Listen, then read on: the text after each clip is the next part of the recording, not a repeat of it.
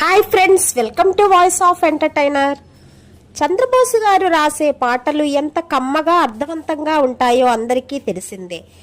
బోసు గారు తన సొంతూరికి ఇచ్చిన మాటను నిలబెట్టుకున్నారు.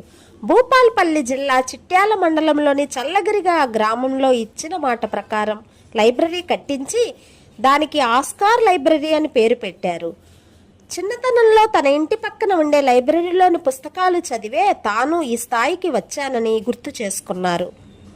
అందుకే ఊరిలో అధునాతన సౌకర్యాలతో కూడిన లైబ్రరీని కట్టించాలని అనుకున్నానని, ఆస్కార్ వచ్చిన తర్వాత ఊరంతా కలిసి తనను సన్మానించిన సమయంలో మాట ఇచ్చారని, ఇచ్చిన మాట ప్రకారం సొంత ఖర్చుతో సుమారు 36 లక్షల వ్యయంతో కేవలం 8 నెలల్లోనే భవనాన్ని సిద్ధం చేసి లైబ్రరీకి శ్రీకారం చుట్టడం చాలా హ్యాపీగా ఉందని చంద్రబోసు గారు అన్నారు.